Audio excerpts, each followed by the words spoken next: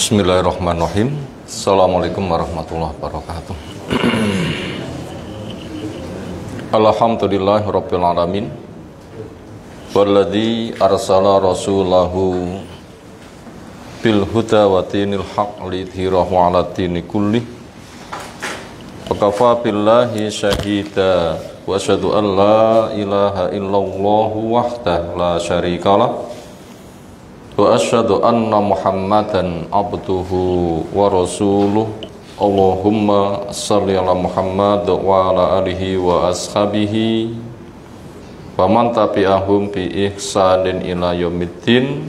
Ya ayuhan nas, ittaqu rabbakum alladzi khalaqakum min nafsin wahidah, khalaqa minha zawjaha wa bassa minhuma rijalan katsiran wa nisaa'a wattaqullaha alladzi tasaaluna bihi wal arham innallaha kana 'alaikum raqiba. Wa ba'd, fa inna asdaqal hadisi kitabullah wa khairal hadyi hadyi Muhammadin sallallahu alaihi wasallam wa syarrul umuri muhdatsatuha fa inna kulla muhtasatin bid'ah wa kulla bid'atin dhalalah wa kulla dhalalatin finnar.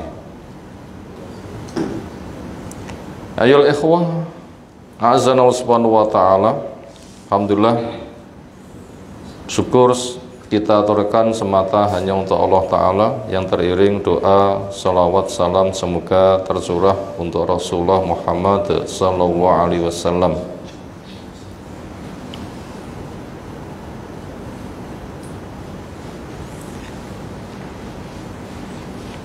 Berikutnya materi kajian kita dari sirah, sejarah perjalanan hidup Rasulullah Muhammad SAW.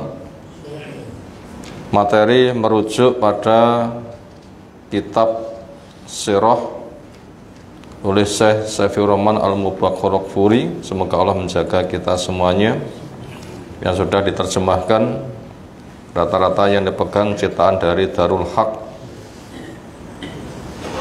Sekarang masuk pada halaman yang ke 425 sampai 470,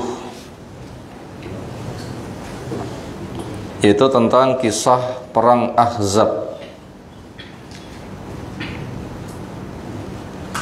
Lafadz Ahzab diambil dari kata hizbun, punya makna kelompok, jamaknya ahzab, banyak kelompok. Hizbun satu golongan, ahzab banyak golongan. Kadang juga kata hizbun diterjemahkan dengan partai, atau mungkin juga organisasi atau yang semisal. Beberapa orang berkumpul punya kepentingan sama. Artinya orang-orang Quraisy Mekah yang masih kafir menggerakkan, mengumpulkan semua golongan kekuatan Arab untuk rame-rame memerangi Nabi Sallallahu Alaihi Wasallam. Itu terjadi tahun 5 Hijriah. Kalau perang Badar 2 Hijriah, perang Uhud 3 Hijriah, lalu Badar kedua nggak terjadi tahun 4 Hijriah, lalu tahun 5 Hijriah terjadi perang Ahzab.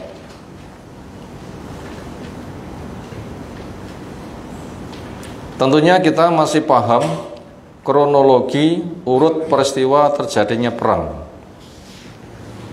Pertama, dakwah meluas dulu, seolah tidak ada telinga kecuali sudah mendengar. Hak itu apa, batil itu apa, tauhid itu apa, syirik itu apa. di dunia, mengapa, kemana tujuannya, cara beribadah itu bagaimana, jalan surga seperti apa, cara mengerjakannya gimana, jalan neraka seperti apa, cara meninggalkannya gimana. Itu namanya dakwah. Sehingga orang bila pengen selamat, sudah ada jalan selamat, lek ngengkel ya salai dewi, karena sudah segamblang itu. Ibaratnya sego anget iki ngene, sego basi iki ngono, gratis, milih pundi? Ambil sego anget ya bejone, dene milih sego mampu masur-masur ya salai dewi. Itu maknanya untuk memahamkan tentang arti tegak hujjah, tegak dakwah. Dan ini telah dilaksanakan Nabi SAW sampai 13 tahun. Semakin jelas, bukan semakin diterima, tapi semakin ditolak. Bahkan seolah nasib berpotensi mau dimusnahkan. Ujung-ujungnya ketika sudah punya kemampuan hijrah, harus hijrah. Dan sudah ada tempat hijrah, yaitu Madinah. Tempatnya luas, orangnya siaga, segala sarana disiapkan. Ikhlasnya sudah mencapai puncak, karena mereka mencintai Nabi lebih daripada mencintai diri sendiri. Siap membela Nabi habis-habisan, melebihi daripada membela nyawa sendiri, keluarganya, hartanya, semua manusia. Akhirnya mereka jelas ngawe-ngawe, sinilah saya bela. Disitulah terjadi hijrah. Ketika sudah hijrah kayak begitu, statusnya Allah izinkan terjadi perang kepada mereka yang mengusirnya. Akhirnya berjalan 2 tahun, terjadilah perang Badar. Itu sudah diizinkan oleh Allah. Tahun ketiga terjadi perang Uhud. Perang Badar kaum muslimin menang telak. Perang Uhud kalah tapi gak nemen-nemen.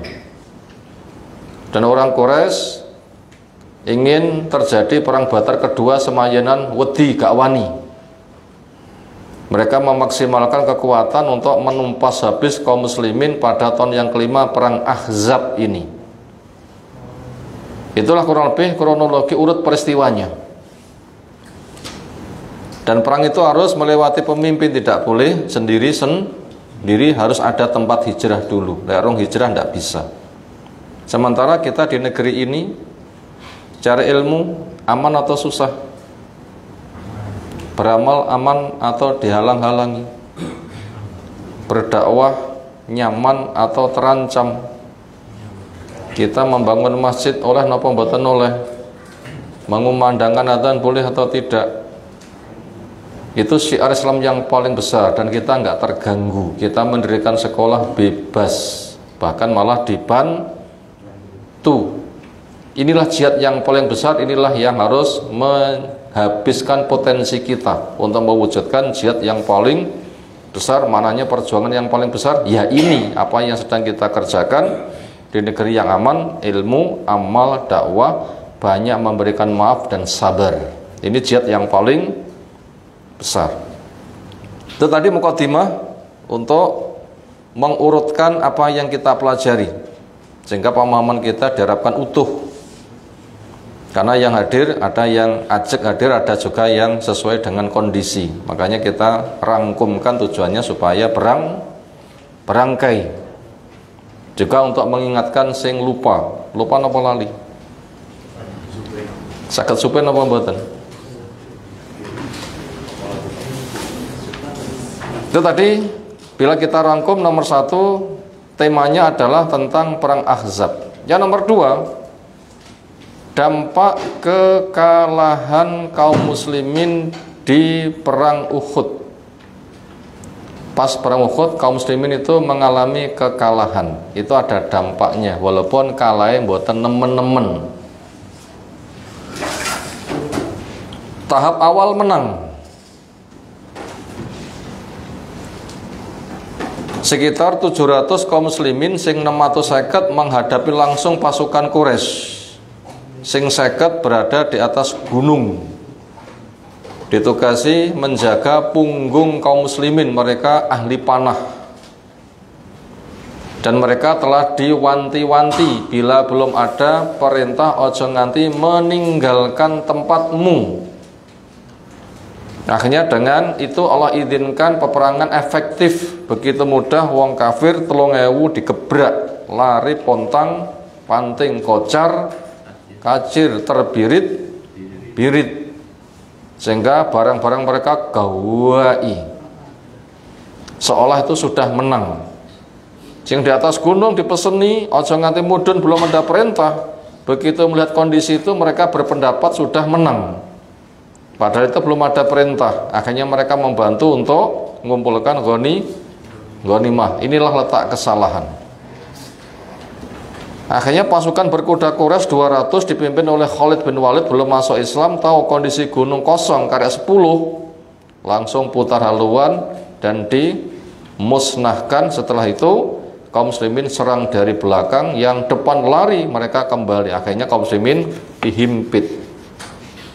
Kondisi sangat kaget, banyak yang pontang-panting.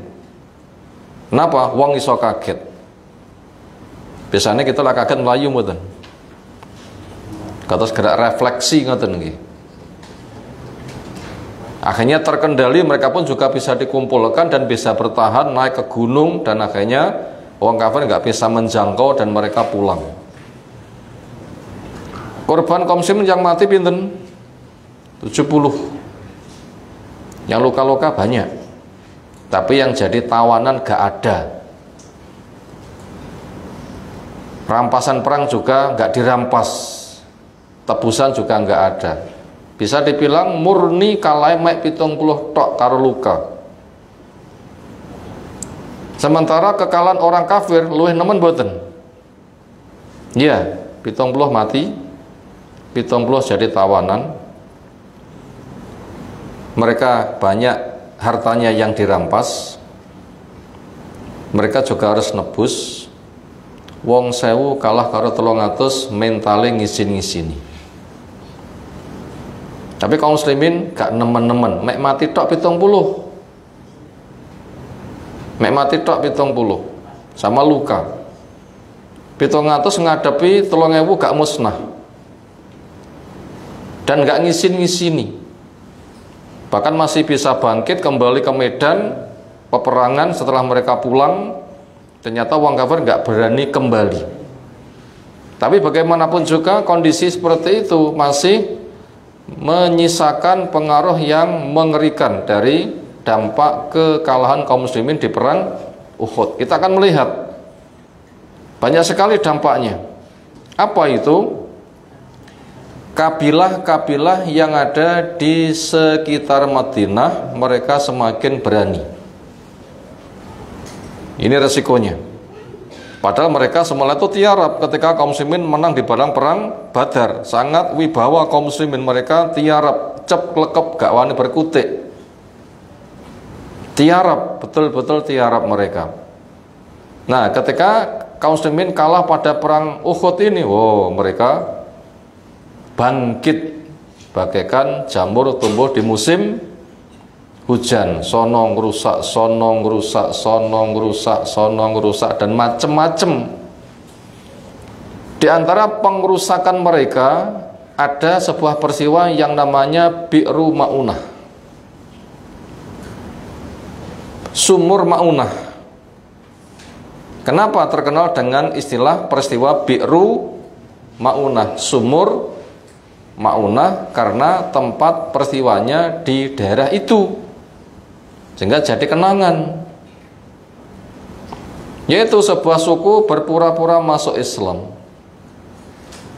diancam oleh suku sekitarnya. Mereka datang pada Nabi SAW minta bantuan, tolong kirim kepada kami karena kami masuk Islam, para guru yang ngajari kami sekaligus sebagai tentara yang membantu keamanan kami.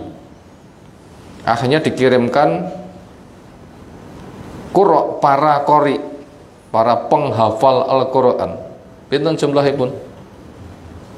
70. Dalam mereka saya ngaji wonten 70 nggih. Pomo dikirim sik kurang jatah ngoten iki. 30 kurang jatah. 70 itu tentara tok loh nggih, sekaligus sebagai guru, hebat. Sekarang kita yang lumpuh tang puluhan. Mati. Ini kira-kira dalu menika sak masjid mati kira geger mboten sak ambungan kira-kira nggih. Wah, jamaah kono mati kabeh upamane. Geger mboten? 70 panggil luwih geger malih. Itu dikhianati. Sampai di situ akhirnya mereka disergap. Bisa dibilang mati kabeh, tinggal satu yang bergaya mati. Ketika sepi dia bisa tertatih-tatih pulang. Duh, dahsyat nggih perjuangan ini. Ternyata Rasul pun juga merasa sangat berat. Akhirnya disitulah terjadi kunut nazilah. Napa kunut nazilah? Memperpanjang doa di sholat 5 waktu pada rakaat yang terakhir sebelum sujud. Sami Allahu liman hamidah, Rabbana walakal hamdu. Sebelum sujud, ya nanti menuju ke tahiyat terakhir nanti akhirnya.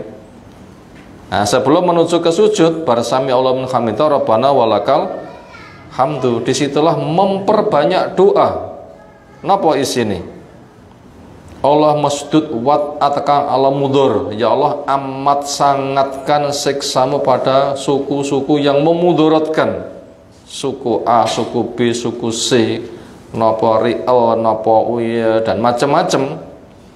Napa suku Zakwan, napa suku napa, sangatkan siksamu kepada mereka dan selamatkan kaum muslimin yang lemah. Itu isi doanya kaum muslimin mengangkat tangan sambil mengamini. Itu namanya kunut nazilah. Itu sampai 1 bulan. Menunjukkan saking dahsyatnya peristiwa. Ini dampak kekalahan kaum muslimin dari dalam perang Uhud, kabilah-kabilah maneni sampai terjadi peristiwa seperti itu. Dan yang lainnya masih banyak. Ini hanya saya sampaikan nukilan yang menonjol saja. Lengkapnya apa saja silahkan dibaca di bukunya, nanti akan semakin banyak contohnya. Kemudian yang kedua, dampak yang kedua, Yahudi Madinah pun juga tidak mau kalah, yaitu Bani Nadir. Waktu itu Nabi SAW itu datang kepada Bani Nadir, Yahudi itu. Tujuannya untuk mewujudkan kerjasama. Kita sama-sama penduduk Madinah untuk kita jaga bareng. Bila kamu punya tanggungan, kami bantu. Bila kami punya tanggungan, kamu juga membantu. Kita saling bantu. Saya punya tugas bayar diat 200 onta karena ada 2 orang yang terbunuh tanpa sengaja. Kami harus bayar dendani. Nyawa sintak pinten dipun ijali onta 100. Larang mboten? Aku ngati-ngati. Kita sampun ngantos gampang pateni tak pateni. Kok kaya golek onta penak mawon lho. Golek onta 100 niku pirang jam nggih kira-kira nggih? Oh, golek duitnya malah pirang tahun niki malah. Onta sita 30 juta ping 100 pinten? Loh. Kapan iso untuk duit sak monton tiang-tiang kados kita sami ngeten niki. Panggih ngerkaos. Makanya jangan gampang-gampang bermain dengan nyawa. Apalagi harga orang beriman itu lebih mahal daripada dunia bersama isinya. Termasuk yang menikah mboten usah wedi kakian anak. Wani rabi nggih wani duwe napa? Anak ngoten lho nggih. Wani rabi nggih wani duwe anak napa? Rabi sebab anak masalahnya. Niku sing ngingoni anak niku bapake napa ibuke? Allah. Nahnu narzuqukum wa iyyahum. Yang paling rezeki kamu dan mereka itu saya. Orang tua itu hanya dolanan. Kerja niku kelasnya napa? Dolanan. Sing dum rezeki menika Allah Ta'ala. Bila kita optimis, Dipun paringi anak mesti diparingi rezeki. Kerja pun juga ibadah. Nggak usah khawatir takut kemiskinan. Nah begitu, la taqtulu auladakum khasyata imlaq, nahnu narzuqukum wa iyyahum. Nah begitu. Nah dikala itu ketika Nabi SAW datang kepada mereka, mereka menjawab, wahai Abul Qasim, tunggulah, kami akan bantu. Disitulah hanya mereka punya ide. Apa? Hendak membunuh Nabi SAW. Mereka sebenarnya itu engkel-engkelan, sitok muni ho'oh, sitok muni ojo. Sing muni ho'oh niku mendominasi rapat. Akhirnya ada yang mengangkat watu gawedi sing dibolong tengah kangge nepung biji-bijian. Napa niku jenenge? Yen deplok ngoten ning watune gedhe, deplok bolong tengah, napa niku jenenge? Nek basa ngen kula nika lumpang ngoten nggih. Nek basa mriki napa duka, sing penting watu gedhe dibolong tengah nggih deplok ngoten nggih, untuk melembutkan menumbuk. Lah ke barang gedhe lek wong sita dibleki pakai gepeng. Nah begitu. Ternyata Allah memberitahu Nabi kita bergegas pulang, siapkan pasukan, lalu dikepung. Akhirnya mereka tunduk. Akhirnya mereka disuruh minggat. Yang bisa dibawa dari harta gawonen. Nah begitu. Selebihnya milik kaum muslimin. Mereka akhirnya harus minggat hingkang. Berarti bedol kampung nggih. Bedol desa. Niku minggat kabeh wong sak suku Bani Nadir. Itu kisahnya Allah kisahkan di dalam surah Al-Hasr. Matahari tafsir Jalalain di Masjid Al-Ihsan sudah selesai. Bahkan sekarang sudah pada surah Mumtahanah habis. Itu pada surah sebelumnya, surah Hasr yang ke-59, itu kisah sudah panjang lebar kita sampaikan. Itu permasalahannya, ini wong Yahudi maneni ketika kaum muslimin sedang kalah di dalam perang Uhud. Akhirnya mereka mengalami nasib yang seperti itu. Itu dua contoh dampak ketika kaum muslimin kalah di dalam perang Uhud. Di antaranya ada dua peristiwa menonjol, yang lainnya masih banyak. Berikutnya, rangkuman yang ketiga, kita akan melihat kisah perang Badar kedua. Terjadi 1 tahun setelah Uhud. Berarti tahun 4 Hijriah. Adapun sebab terjadinya Badar yang kedua, yaitu memang semayanan. Tahun depan kita duel lagi di Badar. Madinah teng Badar pinten kilo ngisarake nggih? Tasik emutan mboten? Kemarin sudah kita catatkan. Berapa?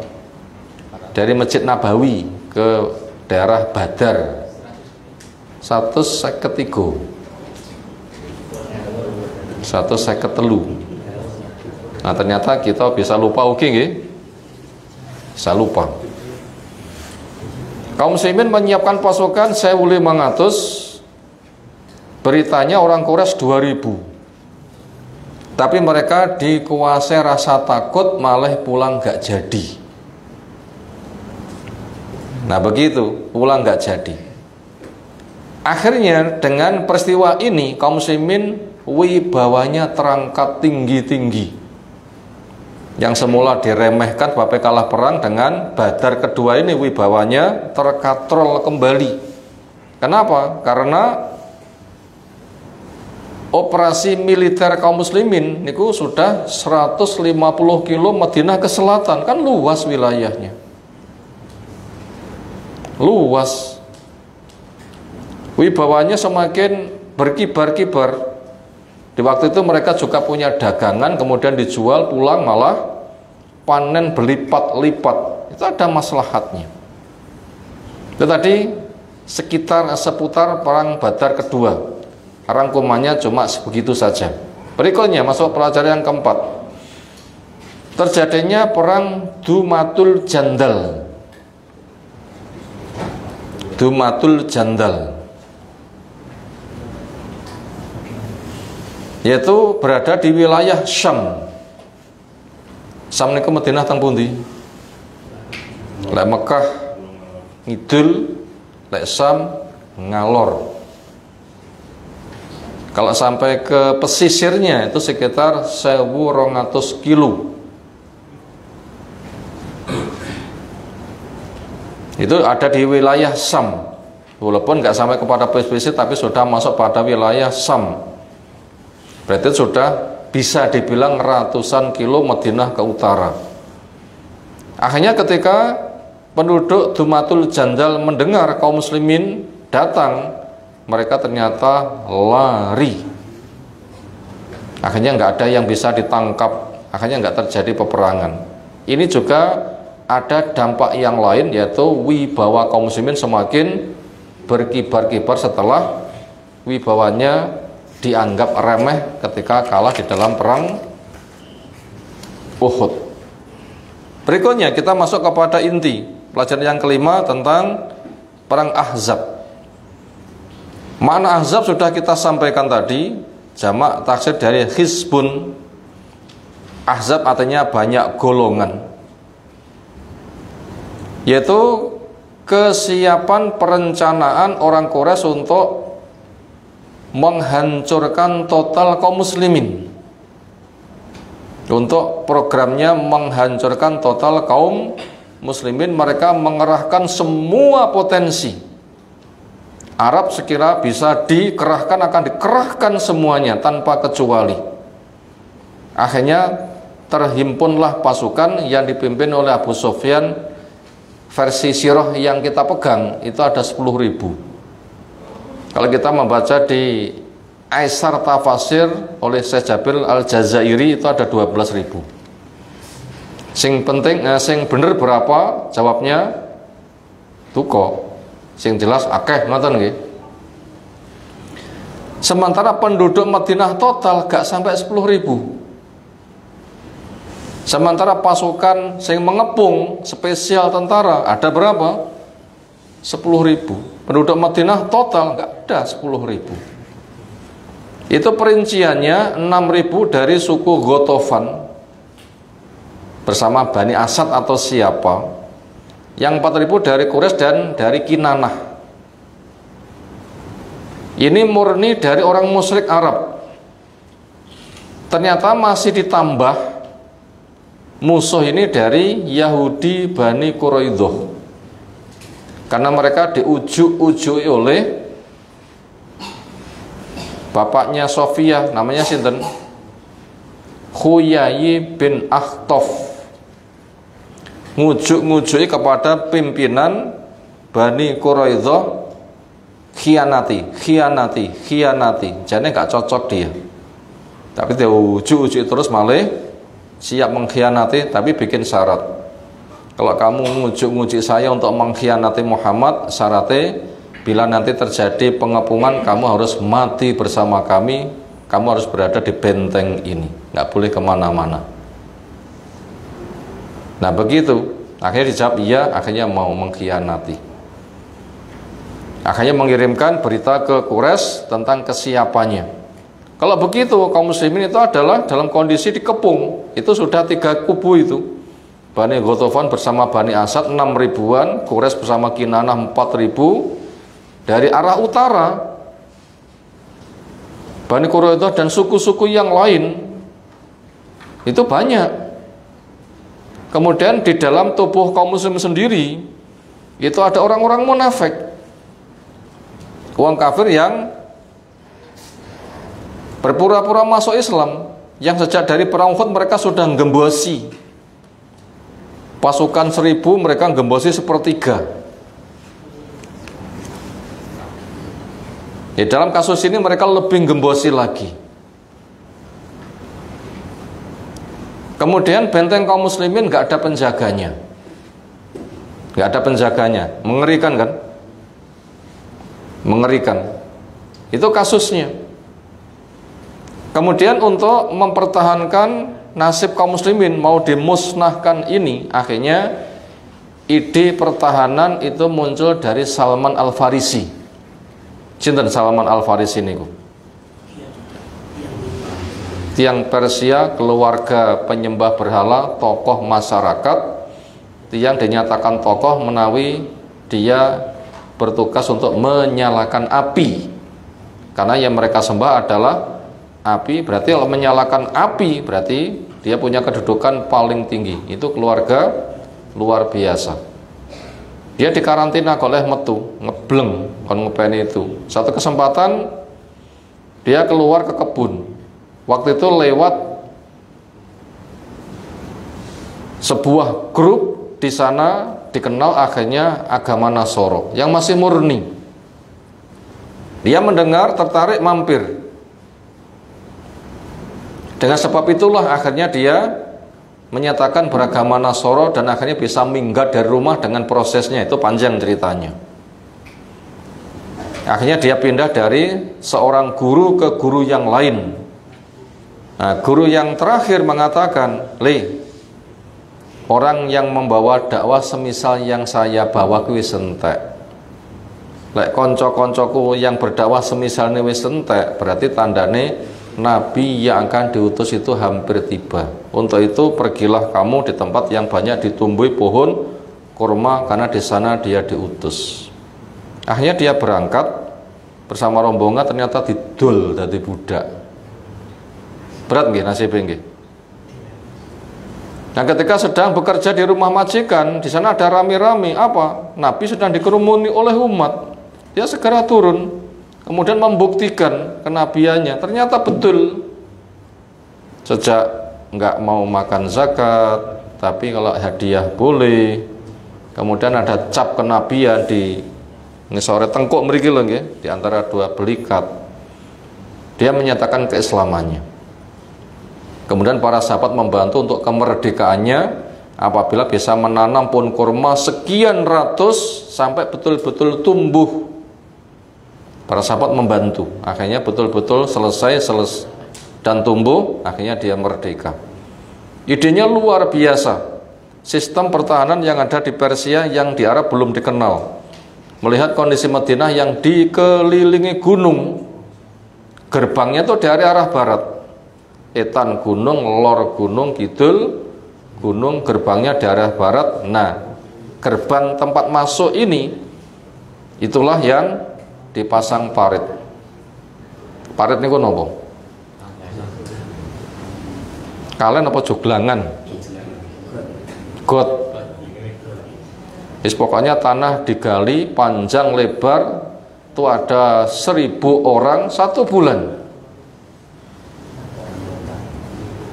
Kurang lebih begitu. Setiap grup punya target sekian-sekian untuk menyelesaikan tugas penggalian. Beliau pun juga turun untuk itu. Akhirnya Allah memberikan keselamatan.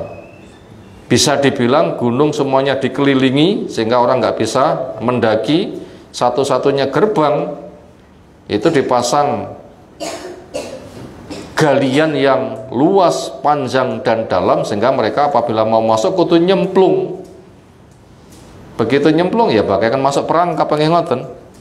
Nyemplung panai dari atas, ya mana mungkin mereka bisa masuk. Itu kisahnya. Lebih seperti itu. Kisahnya seperti itu. Dan kurang lebih kaum muslimin yang disiapkan sebagai tentara sekitar 3.000-an. Menghadapi berapa? 10.000 atau 12.000, berarti 4 kali lipat. Berikutnya nomor 6, jalannya peperangan. Nomor 1, diawali dengan duel 1 per 1. Termasuk Ali itu menonjol ketika duel itu bisa dibilang tidak pernah kalah. Orang kafir langsung KO. Mereka sisanya lari terbirit-birit sehingga tidak berkutik. Kemudian mereka mempertahankan pengepungan selama 1 bulan. Saged nurokne mboten kira dikepung 1 bulan ngoten niku. Nggak bisa tidur, bisa dibilang 1 bulan. Gimana bisa? Ya lek stoke isih, stoke entek. Itu nggak bisa keluar itu. Wong dikepung 1 bulan. Bisa dibilang negara itu kelilingi tentara 10.000 atau 12.000. Gimana mereka bisa keluar? Kayak penjara alam dan senjata menghunus, keluar mati, mungkin begitu. Itu kalau Allah nggak menolong, musnah. Kondisi kayak begitu. Itu gambarannya itu ke sana, dikepung selama 1 bulan. Berikutnya yang ketujuh, insya Allah kita akan membaca beberapa ayat yang menjelaskan tentang ketatnya tekanan mereka yang betul-betul menteror kepada kaum muslimin. Untuk poin ketujuh ini insya Allah kita akan membaca beberapa ayat dari surah Al-Ahzab yang ke 10 sampai 13. Surah apa? Al-Ahzab. Atau kita mulai dari ayat yang ke-9. Allah memanggil, ya ayyuhalladzina amanu, wahai orang yang beriman. Udhkuru nikmatallahi alaikum, ingatlah nikmat Allah yang tercurah kepada kalian. Orang beriman yang dimaksud adalah tentara kaum muslimin di dalam perang Ahzab, sekitar 3.000-an. Itu yang dipanggil pertama kali dengan panggilan ya ayyuhalladzina amanu. Ingatlah nikmat Allah yang tercurah kepada kalian. Apa itu bentuk nikmat? Idja'atkum junudun, ketika datang kepada kamu pasukan. Yang dimaksud adalah malaikat. Fa arsalna 'alaihim rihan, dan kami kirim kepada mereka angin. Wa junudan lam taroha, dan pasukan yang kalian nggak bisa melihatnya. Ini merupakan hiburan. Walaupun musuh sangat ketat, tapi ingat, Allah pun juga menyiapkan pasukannya. Kalau perlu nanti lebih banyak daripada pasukan Quraisy, cuma nggak terlihat. Untuk perang Badar saja, kaum muslimin 300 menghadapi 1000, malaikat yang dikirim berapa? 1 kiriman 1000, bahkan ambal ping 5. Untuk kasus ini nggak dijelaskan berapa jumlahnya. Junudan itu nakiro, gak ada pembatasannya. Lek pada perang Badar saja sekitaran 5.000-an, ini lebih dahsyat berapa? Ya luwih gede lagi. Ini kabar gembira, sehingga nggak usah khawatir. Ini kabar gembira, nggak usah khawatir, sehingga akan mampu bertahan. Wa kana Allahu bima ta'maluna basira, dan Allah terhadap apa yang kamu kerjakan maha melihat. Sekarang Allah menggambarkan bagaimana ketatnya pengepungan mereka. Idja'ukum min fawqikum, ingatlah ketika mereka datang dari atas kamu. Yang dimaksud atas adalah timur, yaitu suku Ghatafan dan Bani Asad, 6.000. Wa min aswalamikum, dan juga dari bawah kamu, yaitu dari arah barat. Quraisy bersama Kinanah dengan 4.000. Ini betul-betul mengerikan. Orang itu diancam mati. Biasanya tiang mendengar kata mati ini kok mesem nopo saged mungkret nyali nih. Ditodong mati loh nggih. Untuk mengatakan siap itu berat. Kenapa? Manusia diuji benci mati. Apa? Ketika Nabi SAW itu menjelaskan, siapa yang senang ketemu Allah, Allah juga akan senang menyambut. Tapi siapa yang benci ketemu Allah, Allah juga akan benci menyambut. Waktu itu sahabat langsung tersentak. Loh, masing-masing dari kita itu kan nggak ada yang suka mati. Kabeh wong sing jenenge lek krungu mati mesti wedi. Sementara kita juga mesti calonnya mati. Sementara kita tidak suka. Wah, kalau begitu Allah nggak suka menyambut kita. Apa kata Nabi SAW? Duduk kuwi maknane. Neng maknane wong kafir lek mati gak ada penghibur. Yang ada malaikat di sawang mengerikan. Di kala itu mereka takut mati, maka kepada mereka Allah benci menerimanya. Tapi wong mukmin ketika mau mati itu dihibur. Allah takhafu wa la tahzanu wa absyiru bil jannati allati kuntum tu'adun. Kamu gak usah takut, gak usah susah, gembira saja dengan surga yang kamu dijanji. Malaikat yang teko pun juga penampilannya disawang ngayemake hati, dapat hiburan. Akhirnya mereka suka ketemu Allah pun juga suka untuk menyambut. Tetapi ketika di dalam proses diuji, gak ada orang yang suka mati. Apalagi ini sudah bagaikan telur di atas ujung tanduk. dari timur 6.000, dari barat 4.000, dari dalamnya ada orang munafik sing gembosi, ada Yahudi yang mengkhianati, hendak menikam dari dalam. Benteng untuk menjaga para perempuan dan anak-anak nggak ada penjaganya. Ini kan amat sangat mengerikan. Gambaran saking dahsyatnya Allah menggambarkan. Wa'id zaghat al-absar, ketika mata terbelalak. Wa balaghati qulubu al-hanajira, hati naik sampai di kerongkongan. Wa tadununa biladuna, dan kamu memiliki banyak persangkaan. Apa? Urip po mati, urip po mati. Itu yang dipikir. Wis gak iso guyu. Sehingga ada apa? Mati po urip, mati po urip, mati apa? Urip. Itu betul-betul mencekam.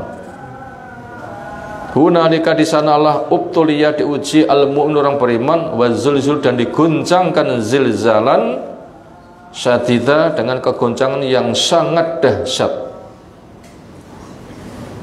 Mungkin apabila ada di antara kita pernah terjun ke medan perang bisa merasakan. Kalau belum kayaknya rapatek nyaut ngoten nggih.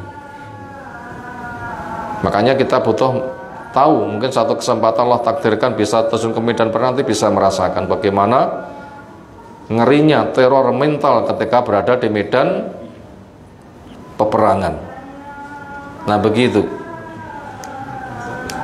Ternyata kondisi kayak begitu masih ditambah wa'id yaqulul munafiqun walladzina fi qulubi maradun. Ingatlah ketika orang munafik dan orang yang di hatinya ada penyakit, ma wa'adana wa rasul illa ghurura. Apa yang Allah janjikan, apa yang Rasul janji ternyata menipu. Loh, kondisi koyok ngene kok ape urip ki carane piye? Allah Rasul menipu, napa basa Jawane? Ngumbali, atau bahasa-bahasa kasar yang lainnya. Nah, lek wong munafik ngono kuwi bilang kayak begitu, ini yang mengikuti omongan itu banyak sekali. Ini juga akan memperlemah kaum muslimin yang seperti itu. Untuk perang Uhud saja mereka sepertiga keluar. Untuk kasus ini bisa lebih gede lagi. Kenapa? Keadaannya lebih mencekam, gembosi. Wa idqa al-ta'ifatum minhum ya ala Yasrib la muqama lakum. Ingatlah sekelompok dan mereka mengatakan, ini penduduk Madinah sudah enggak ada tempat aman lagi buat kamu. Farji'u, pulang saja, enggak usah bertahan bersama Muhammad. Mulai saja, itu kan gembosi. Wa yasta'dinu fariqum minhum an-nabiyya yaqulun fa inna buyutana aurah wa ma hiya bi aurah. Sekelompok mereka minta izin pada Nabi sambil mengatakan rumah kami terbuka, nggak ada penjaganya, padahal nggak seperti itu keadaannya. Iyuriduna illa firara, mereka tidak ngomong kayak begitu kecuali untuk lari dan gembosi. Sangat berat sekali. Itu kondisi ancaman mereka yang amat sangat mencekam, sehingga seolah ya begitulah, amat sangat mengerikan. Itu tadi beratnya tekanan Quraisy. Telah kita baca beberapa ayat dari Al-Ahzab yang ke-9 sampai 13. Berikutnya nomor 8. Surutnya tekanan. Akhirnya mereka gagal, tekanannya surut. Bagaimana kok bisa surut tekanan mereka? Setidaknya ada dua sebab. Mereka akhirnya gak mampu lagi ngepung. Apa itu? Pertama, masuk Islamnya Nu'man bin Mas'ud bin Amir al-Asja'i. Masuk Islamnya sinten? Nu'man bin Mas'ud bin Amir al-Asja'i. Ini menjadi sebab penting menyebabkan kekuatan orang kafir itu melemah. Masuk Islamnya sinten? Nu'man bin Mas'ud bin Amir al-Asja'i. Siapa dia? Dia seorang tokoh besar, masuk Islam tapi belum ada yang dengar. Dia menjumpai Nabi Sallam. Nabi Sallam, saya masuk Islam tapi belum ada orang yang tahu. Apa yang kau perintahkan kepada saya? Apa jawab Nabi Sallam? wis saiki piye carane awakmu kerjakan supaya kekuatan mereka itu pecah. Dia punya hubungan baik dengan Bani Quraidah, punya hubungan baik dengan Quraisy, punya hubungan baik dengan suku Ghatafan. Kepada orang Bani Quraidah dia punya hubungan kekerabatan. Orangnya cerdas, wibawa, sebagai juru nasihat, lek ngomong dinggep. Bahasa burungan dinggep niku napa? Digugu. Napa malih? Diterima, percaya. Terserah kamu ngomong apa, yang jelas perang itu fitnah, apa perang itu tipuan. Al-harbu khid'ah, perang itu adalah tipuan. Piye carane terserah, yang penting lemahkan mereka, pecah persatuan mereka. Perang itu tipuan. Akhirnya dia menjumpai Bani Quraidah, ketemu pucuk pimpinannya bersama orang pentingnya. Bani Quraidah, kalian tahu kekerabatan saya sejak dari dulu, dan alangkah besar cintaku pada kalian. Sekarang saya hendak memberikan masukan pada kalian. Kamu jelas mengkhianati perjanjianmu dengan Nabi, mbela wong musyrik. Jelas, siapapun tahu kamu mengkhianati. Berarti kamu tidak akan aman di depan wong Islam. Kenapa? Siapapun tahu kamu telah mengkhianati. Sementara negeri ini negerimu sendiri. Di sana ada keluargamu, anak istrimu, hartamu, pekerjaanmu, dan kamu nggak punya negeri lain. Sementara wong Ghatafan suku Quraisy itu datang ke sini punya perlu. Ketika mereka punya panen, mungkin masih di sini. Ketika nggak panen, mereka nanti akan pergi. Lek nganti wong Quraisy pergi, Ghatafan pergi, kamu sudah jelas mengkhianati. Apa kamu nanti mampu menghadapi kaum muslimin? Ini jalan pikiran. Gembos ini kalau gitu. Makanya kalau kamu nanti diajak oleh orang Quraisy perang, kamu harus minta jaminan. Lera dijamin tidak usah. Karena permasalahannya, mereka menang ada kepentingan, nanti kalah mereka pulang, kamu kan menghadapi sendiri kaum muslimin. Makanya bila mereka mengajak kamu berperang, maka kamu jangan mau, kecuali mereka memberikan jaminan harta dan sebagainya. Oh iya, lek ngono idemu hebat, tompo, kena itu. Kemudian dia menjumpai Quraisy dan Ghatafan.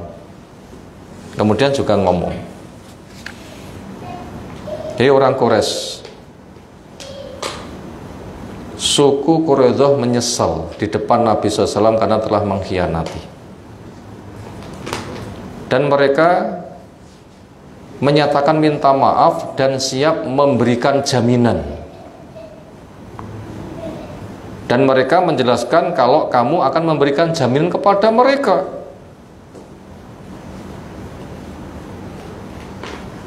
Maka daripada itu, apabila mereka minta jaminan, jangan diberi.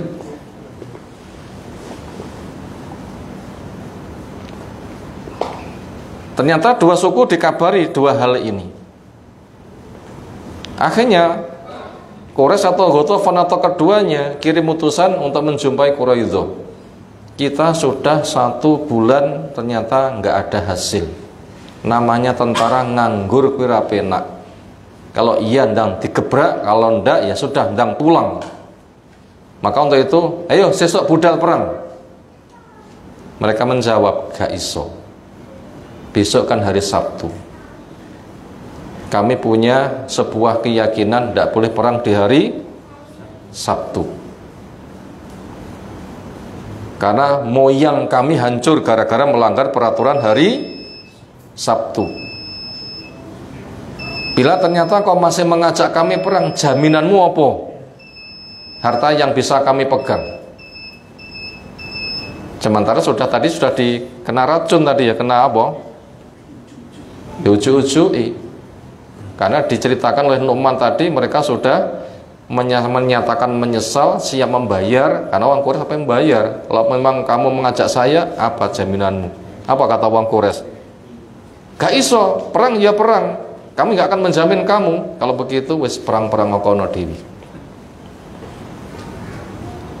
Akhirnya Quraisy, wah ceritanya Nu'man bener kalau begitu loh ya. Kata Quraisy itu, ceritanya Nu'man juga bener. Sehingga sudah tidak percaya lagi. Hilang persatuan, nggak ada kerjasama. Akhirnya Allah kirimkan ini, sebab yang kedua, mengirimkan angin kencang yang sangat dingin, bisa disebut dengan namanya angin soba. Ini buat yang sempat membaca kisahnya di Sahih Bukhari, ada pesan Nabi SAW, nusir itu bisoba wa ulikat atun bidabur, rawal Bukhari. Saya ditolong dengan angin soba, sementara kaum Ad dulu dianjurkan dengan angin dabur. Angin soba itu yang berembus dari timur, sangat dingin, kencangnya pol. Api apapun mesti mati. Api apapun mesti mati. Kemah-kemah kabur, tungku-tungku nggak ada yang bisa bertahan. Morat marit. Akhirnya mereka pulang gagal total. Nggak boleh sus gitu kok. Kayaknya di Indonesia belum ada angin ini loh ya. Kaum Ad saja itu orangnya terbang tinggi-tinggi, begitu ceblok sirahe sing natap, gulune ceklek. Kelasnya tiang katut niku. Kangen lesun saged ngangkat tiang nggih. Sinten gadah pengalaman. Engko kayak malah diaji-aji numpak angin ngoten. Gak ada kayaknya pada kita. Itu ada hadisnya, nusir itu bisoba. Setelah itu mereka pulang nggak berani kembali. Apa komentar Nabi SAW? Giliran kita yang nanti mendatangi mereka. Kenapa? Mereka sudah tidak punya persekutuan sama sekali. Nah begitu, gagal total, pengen meluluh-lantakkan kaum muslimin. Akhirnya, syukur alhamdulillah, pengepungan selesai, gagal total. Waktu itu Nabi itu sigek-sigek, yang namanya perang selesai itu mau selesai. Waktu itu langsung Jibril teko lengkap dengan pasukan perangnya, dengan senjata perangnya, kelengkapan perangnya. Ya Muhammad belum selesai. Kemana? Quraidah. Langsung dikerahkan ngepung ke Bani Quraidah. Nah begitu, kepung ke Bani Quraidah, sampai hilang waktu duhur, hilang waktu asar, hilang waktu maghrib, hilang waktu isya, sampai larut malam. Ketika mereka sudah menyatakan takluk, nggak berkutik, bagaimana penyelesaiannya? Yang ada kalah perang, apa hukumnya kalah perang? Pengkhianatan, ya mati. Akhirnya Rasul usul, bagaimana yang memutuskan ini orang yang menjadi pemimpin kalian? Siapa? Sa'ad bin Mu'ad. Siapa pemimpin mereka? Sa'ad bin Mu'ad. Pemimpin dalam artian kerjasama menjadi penduduk Madinah. Dia sudah masuk Islam, tetapi yang memimpin Madinah sukunya itu ada siapa? Sa'ad bin Mu'ad. Bani Quraidah termasuk ya anggota di suku itu. Pemimpinnya adalah Sa'ad bin Mu'ad, dia sudah masuk Islam. Cuma ketika terjadi senjata melesat, nadi tangannya kena senjata sehingga dia dirawat. Dan dia berdoa, ya Allah, sekira saya masih bermanfaat untuk perjuangan ini, hidupkan saya. Tapi sekira sudah tidak bermanfaat, dimatikan, monggo. Akhirnya waktu itu dipanggillah Sa'ad bin Mu'ad, dinaikkan khimar. Ketika datang, berdiri, bantu pemimpinmu turun dari kendaraannya. Lalu diceritakan, mereka minta keputusanmu dan ridho dengan keputusanmu. Ternyata gimana sikap mereka? Ngerayu, minta maaf, maafkan kami, maafkan kami. Duko. Lek badhe nyogok kira-kira nyawa sitok nyogok pinten kira-kira? Jatahe mati lho niku. Ceritane niku wonten kita sami lemah berapa hektar diberikan pokoknya selamat. Enek sing nggawa duit sak koper, sing penting harus selamat. Waktu itu mereka tuh ngerayu. Ternyata Sa'd bin Mu'adz ndak peduli lagi. Sing kepikiran adalah penyelesaian hukum. Apa kesimpulannya? Laki-laki yang sudah dewasa mati, perempuan dan anak-anak jual harta rampasan perang. Apa kata Nabi SAW? Keputusanmu persis dari yang Allah turunkan. Akhirnya mereka dieksekusi. Berapa jumlah laki-laki dari Bani Quraidah? 700. Bikinkan parit di pasar-pasar, kemudian digunakan untuk memberesi mereka. Sisanya jual ke pasar budak, hartanya dirampas. Itulah nasibnya. Dan siapapun paham hukum perang ya begitu itu. Itulah penyelesaian Bani Quraidah. Itu tadi kesimpulan yang ke-9. Berikutnya terakhir, rangkuman pelajaran dari apa yang telah kita kisahkan. Ada 4 nomor. 1, kebenaran agar semakin tampak benar maka akan selalu diuji. Ini pelajaran pertama. Kebenaran agar semakin tampak benar akan selalu diuji. Nah begitu. Ibaratnya umbah-umbah lek regete kandel pangan disikat mboten. Sikat terus nganti kapan? Ya nganti kotorannya hilang. Tiang saya mengasah pisau, kapan selesai geseknya? Jawabnya ketika sudah tajam. Begitulah kebenaran agar semakin tampak benar itu selalu diuji. Makanya bila kita lihat sejarah, ujian itu adalah lemintu, ini selesai, bahkan semakin berat. Kita pun juga begitu. Makanya kita harus siap, nggak boleh waleh. Bahasanya kita akan selalu diuji, diri kita, keluarga kita, harta kita, pekerjaan, pikiran kita, anak kita, dan macem-macem. Bukannya kita nantang, bukan, tetapi memang begitu alamnya. Nomor 2, pembela kebenaran yang sudah teruji. Pembela kebenaran yang sudah teruji, walau sedikit pasti menang. Ini akidah, ini keyakinan. Pembela kebenaran yang sudah teruji, walau mereka jumlahnya sedikit pasti menang. Ini harus kita pegangi. Kenapa? Ini janji. Ini janji. Allah menjanjikan intan surullaha yan surkum. Jika kamu menolong, Allah akan menolong kamu. Maka pembela kebenaran yang teruji walau sedikit pasti menang. Kam min fi'atin qalilatin ghalabat fi'atan katsiratan bi'idznillah. Berapa banyak kelompok yang sedikit dengan izin Allah bisa menang menghadapi kelompok yang banyak. Nomor 3, Yahudi dan musyrik. Wujud persengkongkolan yang paling sengit di dalam memusuhi kebenaran. Yahudi dan musyrik. Wujud persekongkolan paling sengit di dalam memusuhi kebenaran. Sinten musuh kebenaran yang paling sengit? Yahudi dan orang musyrik. Allah jelaskan, la tajidanna asaddana si adawatan lilladzina amanu al yahud waladina asyraku. Kamu pasti jumpai orang yang paling keras permusuhan kepada kamu, sinten? Yahudi dan orang-orang musyrik. Mana buktinya? Quraisy, Kinanah, Bani Asad, Ghatafan, 10.000 pasukan ditambah Yahudi Madinah. Nyata untuk melenyapkan kaum muslimin. Terakhir yang keempat,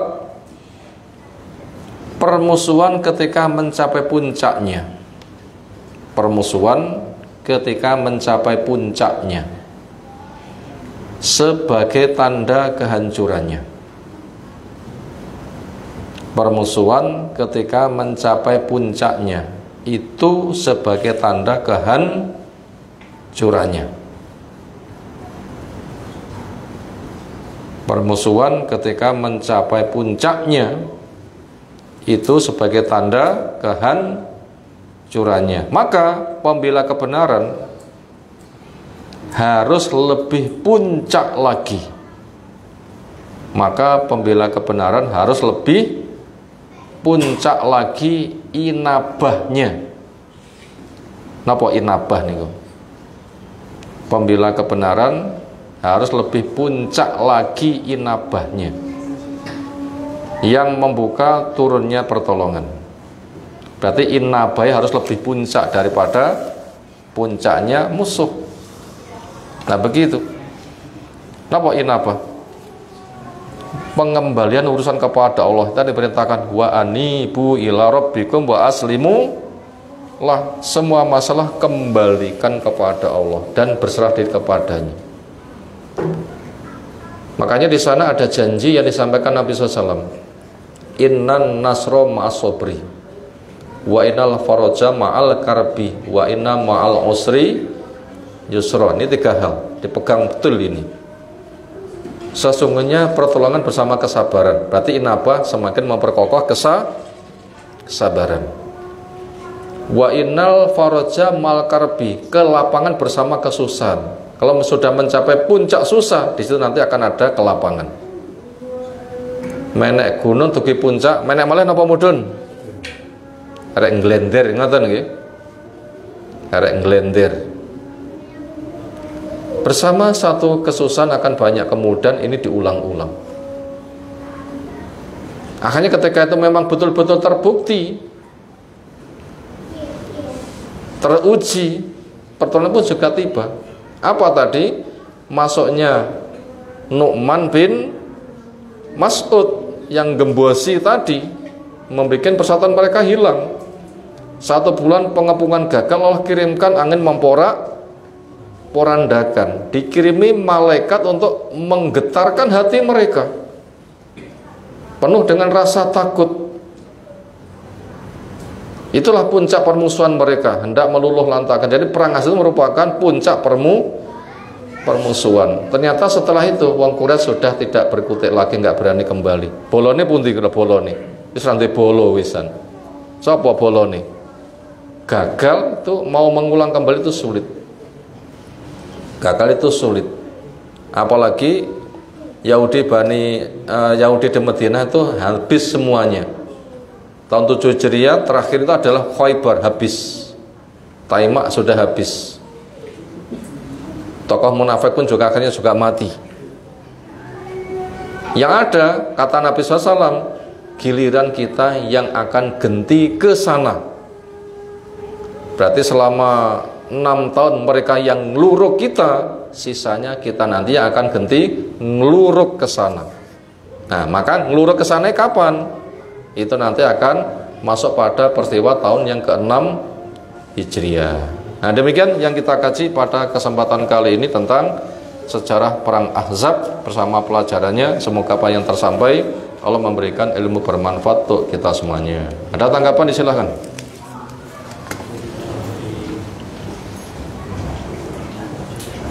Masalah kunut itu apa bisa digunakan kunut waktu corona dan bagian masjid itu ada kunut nazilah apakah bisa digunakan untuk mengantisipasi corona? Saya belum tahu, kayaknya bukan tempatnya. Nazilah yang ada peristiwa yang sangat mencekam itu kayaknya latar belakangnya belum ada. Di balik itu sejarah wabah yang sampai memakan mayit sampai 70.000 atau berapa itu juga belum dijumpai kunut nazilah. Yang ada adalah wong jero aja mlebu, wong jaba aja, wong jero aja metu, wong jaba aja mlebu, yang ada begitu. Belum dijumpai kunut nazilah digunakan untuk cari solusi adanya wabah semisal corona dan semisal walon. Demikian. Subhanakallahumma bihamdika asyhadu an la ilaha illa anta astaghfiruka wa atubu ilaik. Assalamualaikum warahmatullahi wabarakatuh.